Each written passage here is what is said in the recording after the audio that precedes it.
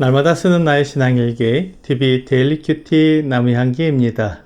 오늘은 출애굽기 35장 10절에서 19절을 묵상하겠습니다. 물은 너희 중 마음이 지혜로운 자는 와서 여호와께서 명령하신 것을 다 만들지니 곧 성막과 천막과 그 덮개와 그 갈고리와 그 널판과 그 띠와 그 기둥과 그 받침과 증거궤와 그 채와 속죄소와 그 가리는 휘장과 상과 그 채와 그 모든 기구와 진설병과 불켜는 등잔대와 그 기구와 그 등잔과 등유와 분향단과 그 채와 관유와 분향할 향품과 성막문의 휘장과 번제단과 그 놋 그물과 그 채와 그 모든 기구와 물두멍과 그 받침과 뜰의 포장과 그 기둥과 그 받침과 뜰문의 휘장과 장막 말뚝과 뜰의 말뚝과 그 줄과 성소에서 섬기기 위하여 정교하게 만든 옷, 곧 제사 직분을 행할 때 입는 제사장 아론의 거룩한 옷과 그의 아들들의 옷이니라. 사람들은 지혜롭다는 말을 머리가 똑똑하고 사리분별을 잘하는 사람에게 사용합니다. 그런 사람은 자기에게 손해가 되는 일은 하지 않고 늘 자신에게 이로운 길을 잘 찾아서 행합니다. 그런데 오늘 본문은 성경에서 말하는 지혜로운 사람이 어떤 사람인지 말해주고 있습니다. 하나님은 마음이 지혜로운 사람을 찾으십니다. 마음이 지혜로운 사람은 자기를 이롭게 하거나 손해보지 않는 길을 찾는 사람이 아니라 시편 51편 6절에서 말씀하시는 대로 보소서 주께서는 중심이 진실함을 원하시오니 내게 지혜를 은밀히 가르치시리이다. 마음이 진실한 사람입니다. 이들은 이어지는 10절에서 하나님이여 내 속에 정한 마음을 창조하시고 내 안에 정직한 영을 새롭게 하소서라고 고백합니다. 마음에 정직함이 없고 사특함이 가득한 사람은 많은 지식과 경험이 있어도 그것으로 자신에게 이로운 것만 그리고 유리한 것만 추구합니다. 그러므로 그 안에 진리가 자리 잡을 수 없습니다. 그러므로 때로 부정한 이익을 취하기 위해 편법을 사용하기도 하고 남을 속이기도 합니다. 하나님을 섬긴다고 말하는 사람들 사이에서도 이러한 사특한 마음을 가지고 세상과 타협하면서 적당히 편법과 부정한 방법을 사용하는 사람들이 지혜로운 사람으로 통하기도 합니다. 하지만 하나님은 그런 사람을 찾지 않습니다. 단순하면서도 정직한 마음을 가진 사람을 찾습니다. 그런 사람은 답답하고 융통성이 없어 보이지만 하나님 앞에 순전한 마음으로 모든 것을 원리 원칙대로 행하기 때문에 하나님께서 말씀하신 대로 믿고 말씀하신 대로 행하는 사람입니다. 하나님은 이렇게 하나님의 말씀을 자기 나름대로 재해석해서 행하는 사람이 아니라 하나님께서 하신 말씀대로 그대로 행하는 사람을 지혜로운 사람이라고 말씀하시는 것입니다. 하나님께서 지금 하나님의 기준대로 성막을 만들 사람이 필요했습니다. 그런데 하나님께서 정해주신 기준대로 성막을 만들지 않고 자기가 나름대로 계산하고 생각해보고 나름대로 해석해서 자기 생각대로 성막을 만든다면 하나님의 성막이 만들어지지 않을 것입니다. 그래서 하나님께서 마음이 지혜로운 사람을 찾으셨습니다. 이 사람들은 고린도전서 1장 25절에서 하나님의 어리석음이 사람보다 지혜롭고 하나님의 약하심이 사람보다 강하니라 라고 말씀하신 것을 그대로 믿는 사람들입니다.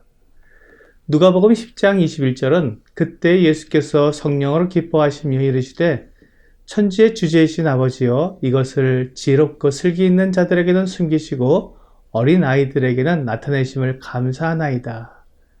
옳소이다. 이렇게 된 것이 아버지의 뜻이니이다. 라고 말씀하고 있습니다. 하나님의 뜻, 하나님의 계획을 세상에서 지혜롭고 슬기로운 자들이 깨닫는 것이 아니라 어린 아이들 같이 단순하고 순전한 사람들이 깨닫게 되는 것입니다. 하나님은 이런 사람들을 마음이 지혜로운 사람이라고 말씀하십니다. 이 사람들이 하나님께로 와서 하나님께서 말씀하신 성막을 만들게 하셨습니다. 이 성막은 이스라엘 사람들이 한 번도 본 적이 없는 이동식 성전입니다. 또한 하나님께서 그곳에 임재하시는 거룩한 곳입니다. 그러므로 사람의 생각이 아닌 하나님의 기준을 따라 만들어져야 했습니다. 그들이 만들어야 하는 것이 한두 가지가 아니었습니다. 모든 물건들을 다 정교하고 완전하게 만들어야 했습니다. 하나님께서 모세에게 말씀하신 대로 그 치수와 그 모양을 정확하게 만들어야 했기 때문에 솜씨가 있어야 했습니다. 그리고 그것의 용도를 이해할 수 있어야 했습니다. 그래서 하나님의 말씀을 이해할 수 있는 마음이 필요했습니다. 성막도 만들어야 했고 각종 기구들을 만들어야 했습니다. 그러므로 천도 다룰 줄 알고 나무도 다룰 줄 알아야 했습니다. 또한 금과 은과 동을 쳐서 만들어야 했기 때문에 연금술도 알아야 했습니다. 그리고 보석을 깎아서 물려야 했고 옷도 지어야 했습니다. 이렇게 다양하고 많은 것을 정확한 설계도로 만들기 위해서는 많은 사람이 필요했습니다. 그리고 많은 재료도 필요했습니다. 성막을 만드는데 다양한 기술과 다양한 경험이 필요했습니다. 그렇게 다양한 사람들이 모여서 한 가지 목적을 위해 지혜와 힘을 모아야 했습니다. 마음이 지혜로운 사람은 이렇게 함께 힘을 합하지만 마음이 교만한 사람은 자기 혼자 모든 일을 다 하려고 합니다. 그리고 다른 사람보다 더 인정을 받으려고 하고 자기 고집대로 일을 하려고 합니다. 그렇게 되면 하나님의 성막이 제대로 만들어질 수 없습니다. 그래서 모든 것을 함께 할 수 있는 겸손하고 마음이 정직한 사람이 필요했습니다. 단순하게 하나님께서 말씀하신 것을 그대로 행할 수 있는 사람들이 필요했습니다. 성막을 만드는데 필요한 사람들이나 교회를 이루는데 필요한 사람들이 같습니다. 교회는 예수 그리스도의 몸입니다. 그러므로 머리이신 그리스도의 인도를 받아 세워져야 합니다. 우리의 몸에도 여러 가지 기관과 역할이 있듯이 교회에도 다양한 기관과 역할이 있습니다. 그러므로 몸의 각 지체들이 연합하기 위해서는 겸손하고 정직한 마음이 필요합니다. 에베소 4장 15절과 16절은 오직 사랑 안에서 참된 것을 하여 범사에 그에게까지 자랄지라. 그는 머리니 곧 그리스도라. 그에게서 온몸이 각 마디를 통하여 도움을 받음으로 연결되고 결합되어 각 지체의 분량대로 역사하여 그 몸을 자라게 하며 사랑 안에서 스스로 세우느니라 라고 말씀하고 있습니다. 그리스도의 몸으로서 모든 지체들은 서로를 필요로 하고 있고 또한 서로가 연결되어야 몸의 역할을 할 수 있습니다.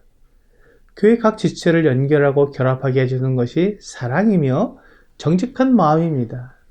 또한 서로를 다치지 않고 하나가 되게 하는 것이 지혜입니다. 오늘의 적용 질문을 보겠습니다. 나에게 있는 지식과 경험과 지혜를 나는 누구를 위해 사용하고 있습니까? 성막을 만들기 위해서나 교회를 세우기 위해서나 마음이 지혜로운 많은 사람들이 필요합니다. 내가 가진 지혜와 경험을 하나님의 뜻에 복종하는 자세에 의해 교회가 세워져 갑니다. 오늘 내 경험을 나를 위해 사용하지 않고 하나님의 뜻과 영광을 위해 완전히 복종하고 사랑함으로 교회를 세워가는 여러분과 제가 되기를 주 예수님의 이름으로 기도합니다.